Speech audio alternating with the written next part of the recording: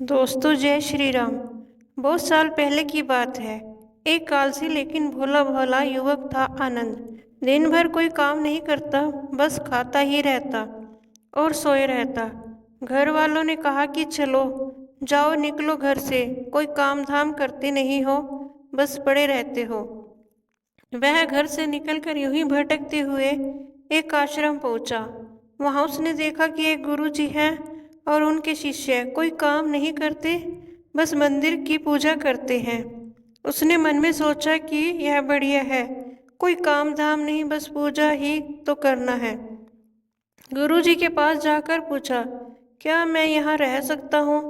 गुरुजी बोले, हाँ हाँ, क्यों नहीं, लेकिन मैं कोई काम नहीं कर सकता हूँ। गुरुजी, कोई काम नहीं करना है, बस पूजा करना होगी।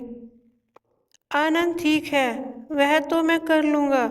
अब आनंद महाराज के आश्रम में रहने लगा। ना कोई काम ना कोई धाम, बस सारा दिन खाते रहो और प्रभु भक्ति में भजन गाते रहो। महीना भर हो गया, फिर एक दिन आई एकादशी। उसने रसोई में जाकर देखा कि खाने की कोई तैयारी नहीं। उसने गुरुजी से पूछा कि आज खाना नहीं बनेगा क्या? गुरुजी ने कहा, नहीं, आज तो एकादशी है, तुम्हारा भी उपवास है। उसने कहा, नहीं, अगर हमने उपवास कर लिया तो कल का दिन ही नहीं देख पाएंगे। हम नहीं कर सकते उपवास, हमें तो भूख लगती है, आपने पहले क्यों नहीं बताया? गुरुजी ने कहा, ठीक है, तुम ना करो उपवास, पर खाना भी तुम्हारे लिए कोई और नहीं बनाएगा, तुम खुद बना लो।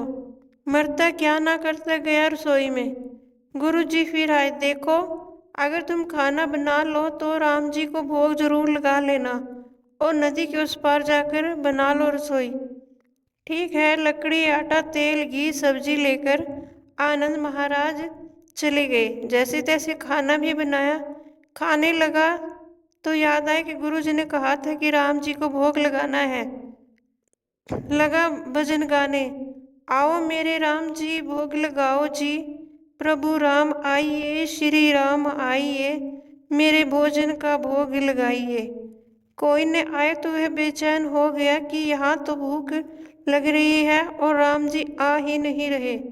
भोला मानस जानता ही नहीं था कि प्रभु साक्षात तो आएंगे नहीं, पर गुरु जी की बात मानना जरूरी है। फिर उसने कहा, देखो प्रभु राम जी, मैं समझ गया कि आप क्यों नहीं आ रहे। मैंने रूखा सूखा बनाया और आपको तरमाल खाने की आदत है, इसलिए नहीं आ रहे हैं। तो सुनो प्रभु, आज वहाँ भी कुछ नहीं बना है, सबको एकादशी है, खाना हो तो यह भोग ही खा लो। श्री राम अपने भक्त की सरलता पर बड़े मुस्कुराए और माता सीता के साथ प्रकट हो गए। भक्त असमंजस में, गुरुजी ने तो कहा था कि राम जी आएंगे, पर यहाँ तो माता सीता भी आई है और मैंने तो भोजन बस 2 लोगों का बनाया है, चलो कोई बात नहीं, आज इन्हें ही खिला देते हैं। बोला, प्रभु मैं भूखा रह गया, लेकिन मुझे आप दोनों को देखकर बड़ा अच्छा लग रहा है, लेकिन अगले एकादशी पर ऐसा न करना, पहले बता देना कि कितने जन आ रहे हो, और हाँ, थोड़ा जल्दी आ जाना। राम जी उसकी बात पर बड़े मुदित हुए, प्रसाद ग्रहण करके चले गए। अगली एकादशी तक यह भोला मानस सब भूल गया। उसे लगा कि प्रभु ऐसे ही आते होंगे और प्रसाद ग्रहण करते होंगे। फिर एकादशी आई। गुरु जी से कहा, मैं चला अपना खाना बनाने, पर गुरु जी थोड़ा ज्यादा अनाज लगेगा, वहाँ 2 लोग आते हैं। गुरु जी मुस्कुराए, भूख के मारे, बावला है, ठीक है, ले जा और अनाज ले जा। अब की बार 3 लोगों का खाना बनाया, फिर गुहार लगाई, प्रभु राम आइए, सीताराम आइए, मेरे भोजन का भोग लगाइए।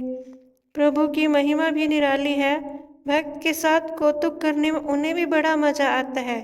इस बार वे अपने भाई लक्ष्मण, भरत, शत्रुघ्न और हनुमान जी को लेकर आ गए। भक्त को चक्कर आ गए, यह क्या हुआ, एक का भोजन बनाया तो 2 आए, आज तो 2 का खाना ज्यादा बनाया तो पूरा खानदान आ गया, लगता है आज भी भूखा ही रहना पड़ेगा। सबको भोजन लगाया और बैठे बैठे देखता रहा, अनजाने ही उसकी भी एकादशी हो गई। फिर अगली एकादशी आने से पहले गुरु जी से कहा, गुरु जी ये आपके प्रभु राम जी अकेले क्यों नहीं आते? हर बार कितने सारे लोग ले आते हैं, इस बार अनाज ज़्यादा देना। गुरु जी को लगा कहीं ये अनाज बेचता तो नहीं है, देखना पड़ेगा जाकर। भंडार में कहा, इसे जितना अनाज चाहिए दे दो, और छुप कर उसे देखने चल पड़े। इस बार आनंद ने सोचा खाना पहले नहीं बना लेता हूँ, फिर पता नहीं कितने लोग आ जाए। पहले फिर टेर लगाई, प्रभु राम आइए, श्री राम आइए, मेरे भोजन का भोग लगाइए। सारा राम दरबार मौजूद। इस बार तो हनुमान जी भी साथ आए, लेकिन यह क्या, प्रसाद तो तैयार ही नहीं है। भक्त ठहरा, बोला भला बोला, प्रभु इस बार मैंने खाना नहीं बनाया। प्रभु ने पूछा क्यों? बोला मुझे मिला तो है नहीं, फिर क्या फायदा बनाने का, आप ही बना लो और खुद ही खा लो। राम जी मुस्कुराए, सीता माता भी गदगद हो गई उसके मासूम जवाब से। लक्ष्मण जी बोले, क्या करें प्रभु? प्रभु बोले, भक्त की इच्छा है तो पूरी करनी ही पड़ेगी, चलो लग जाओ काम से। लक्ष्मण जी ने लकड़ी उठाई, माता सीता आटा सानने लगी। भक्त एक तरफ बैठकर देखता रहा। माता सीता रसोई बना रही थी तो कई ऋषि मुनि व यक्ष गंधर्व प्रसाद लेने आने लगे। इधर गुरुजी ने देखा कि खाना तो बना नहीं, भक्त एक कोने में बैठा है। पूछा, बेटा क्या बात है, खाना क्यों नहीं बनाया? बोला, अच्छा किया गुरुजी आप आए, देखिए कितने लोग आते हैं प्रभु के साथ।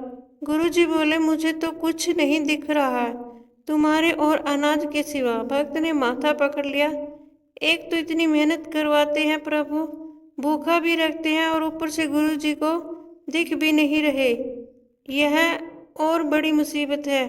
प्रभु से कहा, आप गुरुजी को क्यों नहीं दिख रहे हैं? प्रभु बोले, मैं उन्हें नहीं दिख सकता। बोला, क्यों? वे तो बड़े पंडित हैं, ज्ञानी हैं, विद्वान हैं, उन्हें तो बहुत कुछ आता है, उनको क्यों नहीं दिखते आप? प्रभु बोले, माना कि उनको सब आता है, पर वे सरल नहीं हैं तुम्हारी तरह, इसलिए उनको नहीं दिख सकता। आनंद ने गुरु जी से कहा, गुरु जी प्रभु कह रहे हैं कि आप सरल नहीं हैं, इसलिए आपको नहीं दिखेंगे। गुरु जी रोने लगे और कहने लगे, वाकई मैंने सब कुछ पाया पर सरलता नहीं पा सका तुम्हारी तरह, और प्रभु तो मन की सरलता से ही मिलते हैं। प्रभु प्रकट हो गए और गुरु जी को भी दर्शन दिए। इस तरह एक भक्त के कहने पर प्रभु ने रसोई बनाई। दोस्तों, मेरी यह वीडियो देखने के लिए आपका बहुत बहुत धन्यवाद। जय श्री राम।